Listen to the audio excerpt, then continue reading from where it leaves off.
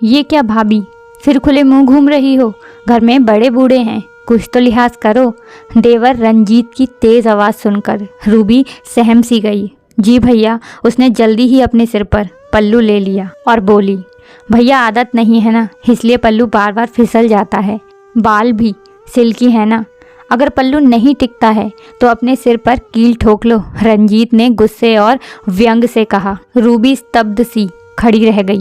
वह एक आधुनिक एवं स्वतंत्र विचारधारा वाले परिवार में पली बड़ी थी। उसने कभी अपने घर में ऐसा देखा ही नहीं था, पर फिर भी नई नई शादी होने के कारण वह सब रीति रिवाज निभाए जा रही थी।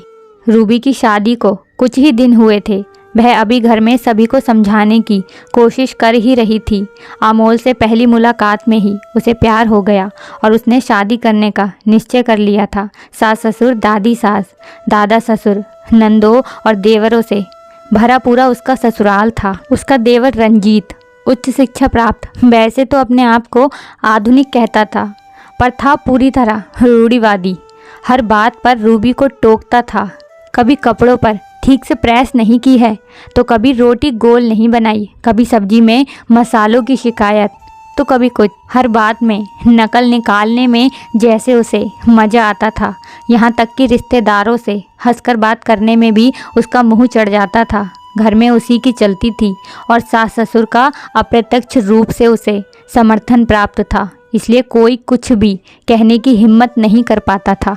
जब भी ऐसी किसी बात पर उसका चेहरा उतर जाता तो अमोल उसे देवर भाभी की हंसी मजाक कहकर हंसकर टालने को कह देते थे और कहते कि रंजीत भले ही थोड़े गुस्से वाला है, पर दिल का बहुत अच्छा है। दादा दादी रूबी से बहुत प्यार करते थे, पर वो भी अपने इस बिगड़ैल पोते से दुखी रहते थे और चाहकर भी रूबी का पक्ष नहीं ले पाते थे। पर आज तो रंजीत के इस वाक्य ने सारी हदें पार कर दी थीं। अगर यही बात उसने हंसकर कही होती तो शायद रूबी को इतना बुरा नहीं लगता।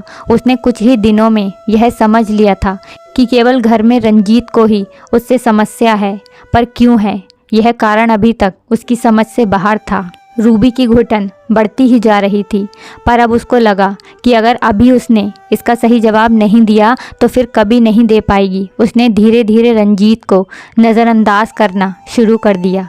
पहले वह खुद दौड़कर उसके काम कर दिया करती थी, पर अब उसके कहने पर भी वह उसे अनसुना करने लगी। इससे रंजीत की चिढ़ और बढ़ने लगी। भाभी ज़रा मेरे शर्ट पे प्रेस कर दो, मुझे अभी बाहर जाना है।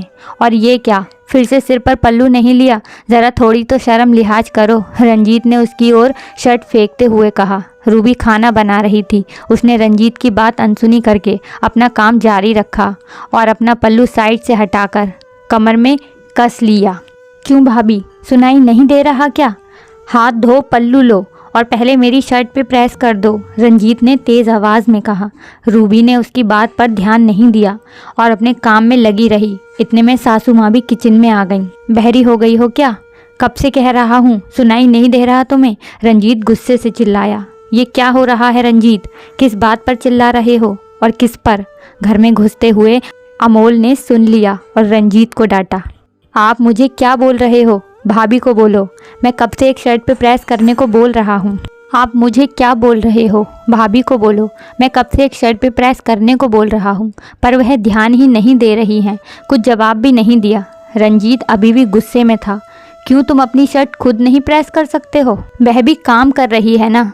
और रूबी, कम से कम तुम्हें जवाब तो देना चाहिए, अमोल बोले।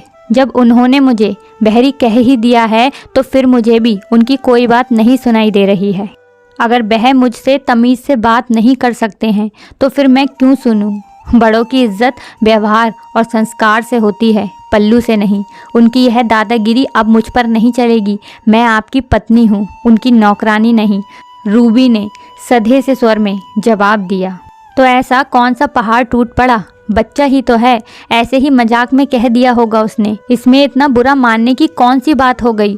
सासू माँ ने रंजीत का पक्ष लेते हुए बीच में कहा। नहीं माँ, ये अब कोई बच्चा नहीं रहा और देखा जाए तो उम्र में रूबी से बड़ा ही है। मैं भी अभी तक इसके व्यवहार को देवर भाभी के हंसी मजाक के रूप में लेता रहा, पर दिन प दिन इसका व्यवहार खराब होता ही जा रहा है। रंजीत चलो माफ़ी मांगो रूबी से और आइंदा से तमीज़ से बात करना, बड़ी भाभी हैं तुम्हारी, अमोल ने गुस्से से कहा। रंजीत का सिर झुक गया और उसने रूबी से माफ़ी मांग ली।